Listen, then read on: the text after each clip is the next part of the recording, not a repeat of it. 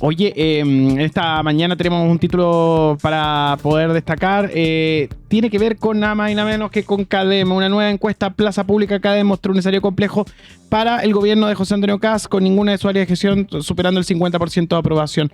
Las mayores desaprobaciones se concentran en comunicaciones, delincuencia, economía, narcotráfico y funcionamiento de la justicia.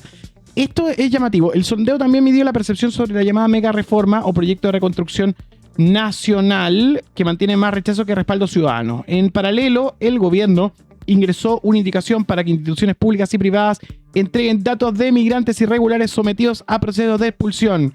Desde el Frente Amplio nos acompaña la diputada Constancia Schönhaut para conversar de este tema. ¿Cómo estás, Constancia? Buenos días. Hola, muy bien. ¿Cómo están ustedes? Muy bien.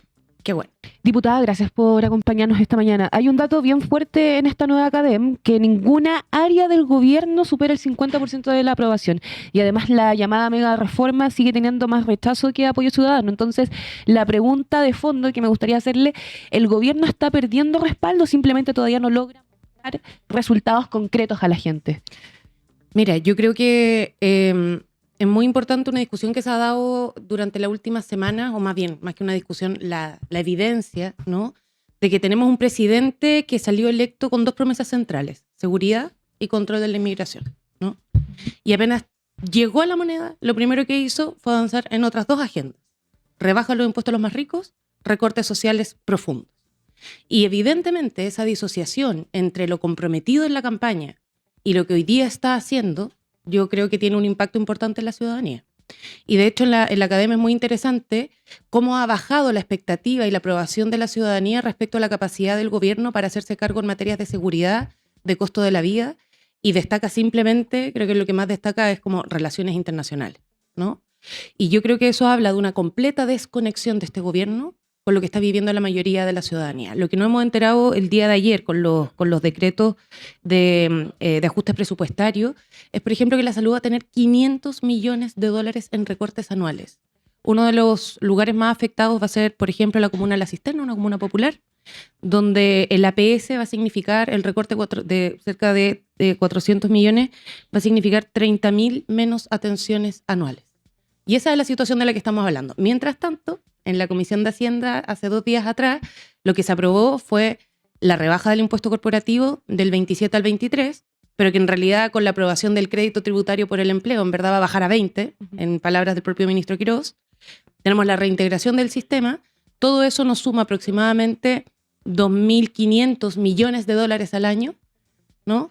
Y todo eso es plata que, en vez de estar financiando la salud y la educación, se va a ir directo a los bolsillos de un par de millonarios de nuestro país. Claro, y justamente ayer vimos al alcalde Bodanovich junto a Mónica Rincón en CNN, y él explicaba que debido a este recorte en la área de salud, lamentablemente los centros de salud de la propia comuna de Maipú van a tener que cerrar a las 3 de la tarde. ¿Qué opinas sobre eso? Es que, de nuevo insistir, mira, de verdad, uno intenta mantener la calma en esto, ¿no?, y la cabeza fría. Yo soy mala para hacer política con adjetivos, pero yo veo la falta de pudor en la tramitación de esta mega reforma del gobierno. Veo la falta de, el nivel de indolencia al momento de anunciar los recortes que están haciendo. Y yo de verdad creo que este es un gobierno no solo imprudente con el futuro de Chile, sino que sinvergüenza con la mayoría de los chilenos y chilenas. Y muy bien sabemos que el gobierno llegó con una promesa muy clara, que era orden, control, seguridad, crecimiento. ¿Cree que hoy la ciudadanía siente que ese relato todavía no se traduce en resultados con la ministra Steiner? Definitivamente. La ciudadanía, mira, más que tratar de interpretar a la ciudadanía, voy a hablar de algunos hechos concretos. La ministra Steiner no ha presentado ni un plan efectivo en materia de seguridad, ni una nueva propuesta. Nos dijeron que la solución para la migración en el norte iba a ser la zanja, ¿se acuerdan? Era una de las promesas centrales, la zanja. ¿Y qué es lo que nos enteramos a 2 semanas de iniciado el gobierno? Que en verdad habían calculado mal, y entonces van a poder terminar la zanja después de 7 gobiernos. Por tanto, en verdad, eso no va a ser una política efectiva. Y esa era la política central del gobierno en materia de migración. Y cuando hablamos de seguridad, citamos a la ministra Steiner a una sesión especial en sala, y la verdad es que, además de leer permanentemente, no ser capaz de expresar con ideas claras, objetivos, cuál era su plan para materia de seguridad, simplemente se quedó en decir cuál había sido su trayectoria como fiscal y que querían que los dejáramos trabajar porque iban a hacer cosas. ¿Cuáles? Ninguna. Entonces, hechos concretos no hay, planes no hay. Por supuesto que la ciudadanía siente que no se ha hecho nada porque francamente no se ha hecho mucho. Hay una crítica por parte de la administración que dice que el Frente Amplio y el Partido Comunista no los dejan de alguna manera expresarse en el Congreso. ¿Cuál sería su respuesta? Por supuesto que pueden expresarse. Nosotros los citamos a la comisión especial, a la sesión especial de la Cámara para que pudiese expresarse. Ya, pero Poduje dice que no pudo exponer los planes de emergencia ni responder las observaciones de Contraloría. 8 personas vinimos a hacer nada, denunció. La izquierda prefiere bloquear, dicen algunos. Eso es la Comisión de Vivienda. Claro.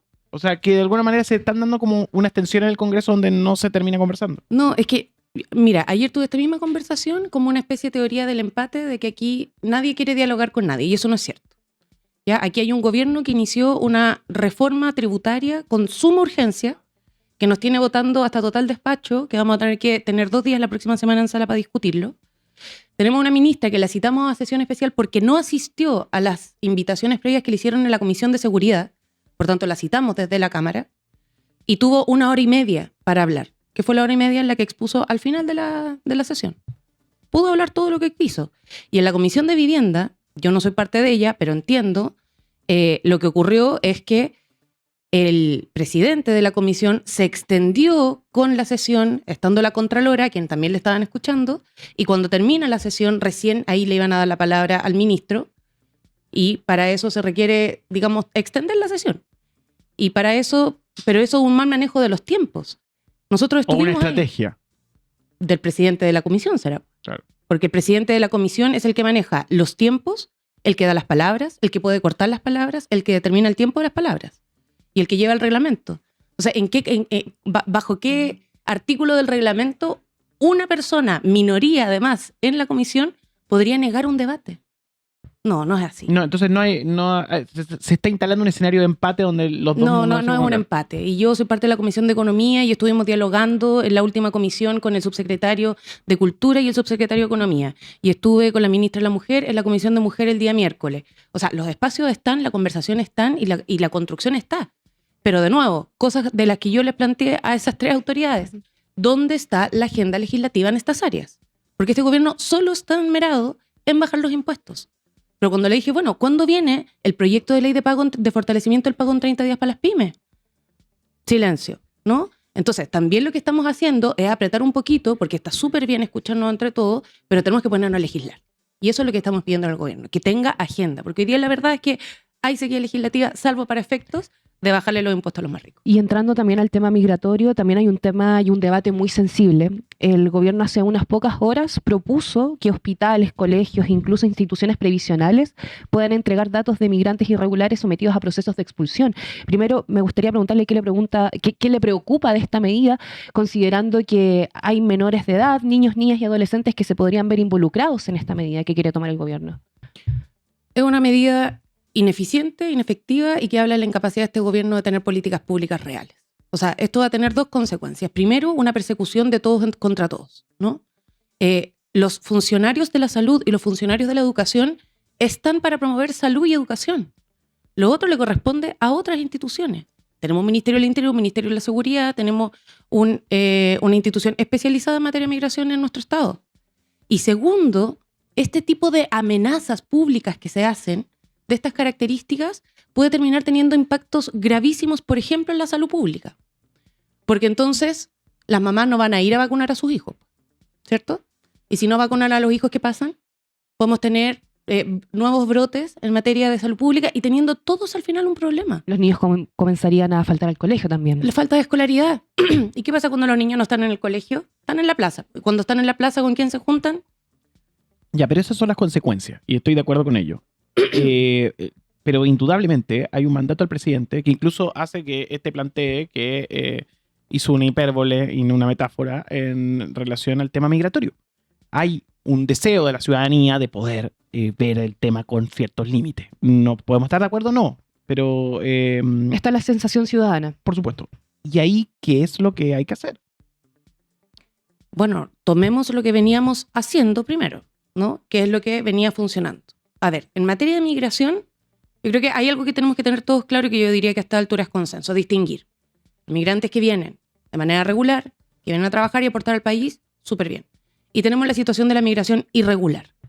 Y para eso lo primero es evitar que tengamos nuevos ingresos irregulares, ¿no? Para eso, durante los últimos 4 años se llevaron adelante distintas políticas, programas y fortalecimiento de las instituciones fronterizas, incluyendo el despliegue de las Fuerzas Armadas, precisamente para poder disminuir el ingreso irregular. Resultados concretos, disminución de cerca de un 54% del ingreso irregular en comparación al 2021, ¿no? Eso es una política efectiva que tiene resultados concretos y eficientes, porque al final uno tiene que hacerse cargo del problema y de la sensación, de la sensibilidad ciudadana, pero con propuestas que resuelven el problema. Y lo segundo tiene que ver con las expulsiones, ¿ya? Parte importante de la discusión sobre esta supuesta metáfora de la expulsión de 300.000 migrantes es que se le dijo en todos los tonos, en los debates presidenciales, los expertos, los periodistas, en los debates, eso es muy caro y si se quiere hacer, necesita una inversión importante, necesita conversaciones diplomáticas y necesita una política, digamos, bien contundente para poder llevarlo adelante, con distintas estrategias, con colaboración internacional. Entonces, evidentemente, no era una metáfora, una mentira lo que planteó, pero se puede ir haciendo. Y el último vuelo de expulsión que se hizo fue uno que ya venía, digamos, agendado desde el gobierno anterior, porque el gobierno anterior fue uno de los gobiernos donde más expulsiones se hicieron.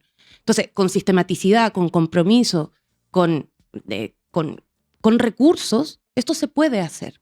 Y eso es parte de lo que se puede hacer. Y lo otro está permanentemente en las fiscalizaciones que se realizan a diario con las policías, con los municipios, en distintas instancias donde también logras dar con migración irregular. Y esas son cosas que han venido funcionando. Pero lo que no puedes venir y decir es, voy a tirar una idea que se me ocurrió hoy día en la ducha a ver cómo funciona. Sin entender que eso trae otras consecuencias que después te van a tener en 3 años más teniendo otro problema gigante para el cual no previste. Entonces, por supuesto que cuando uno dice, esta es mi solución, tengo que tener clarísimo cuáles son las posibles consecuencias negativas.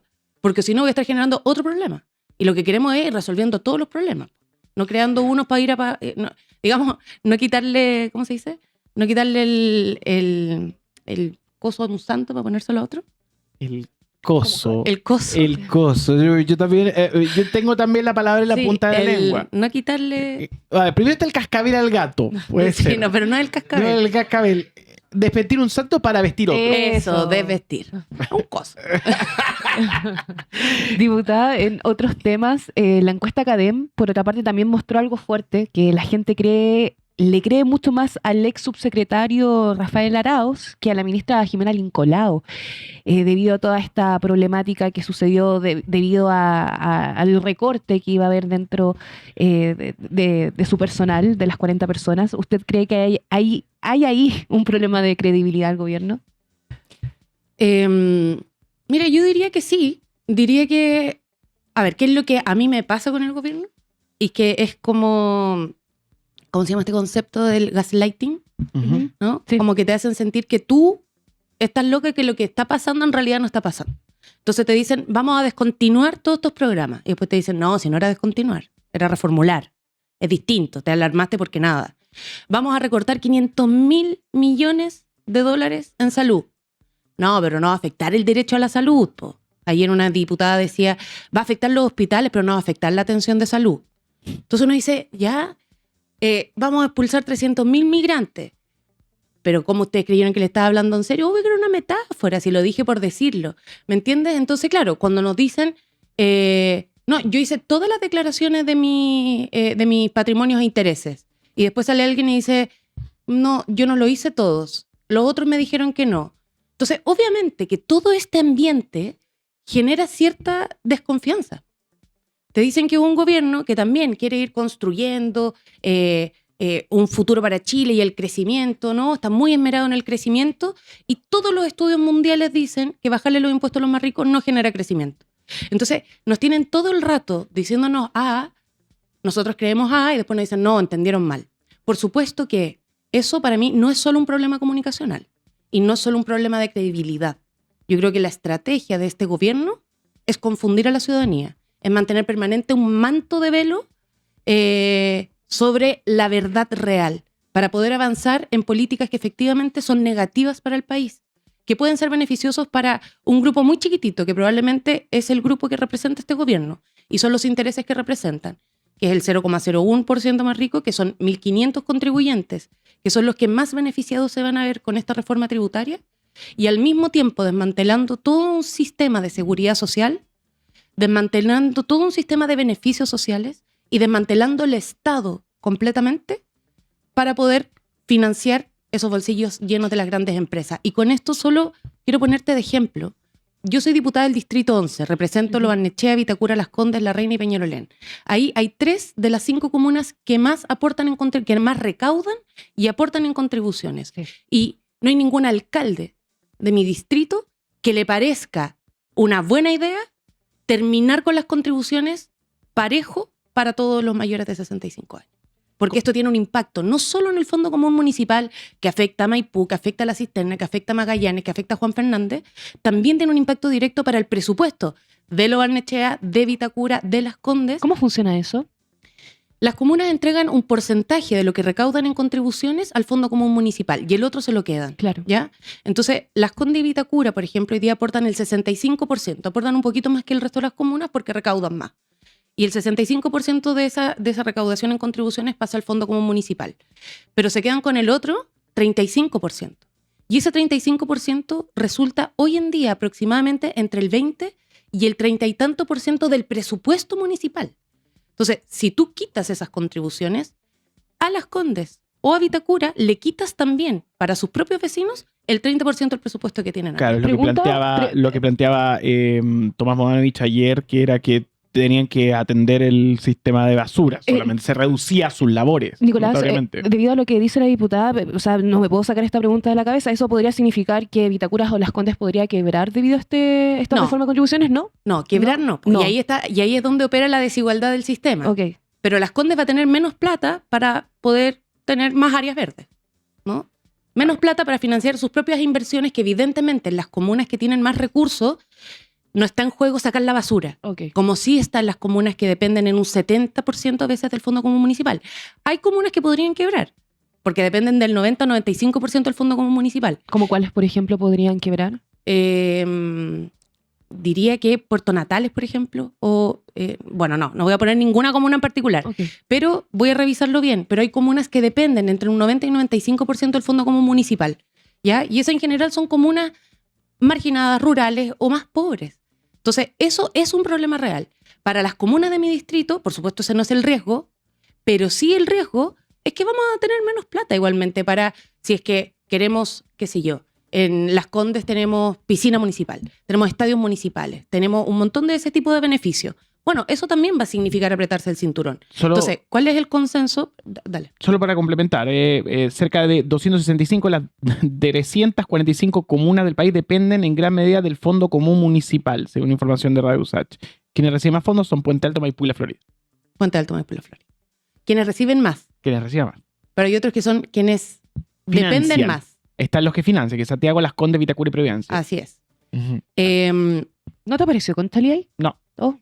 Es que, ojo, que están los que reciben más plata, pero son los otros los que dependen más del Fondo Común Municipal.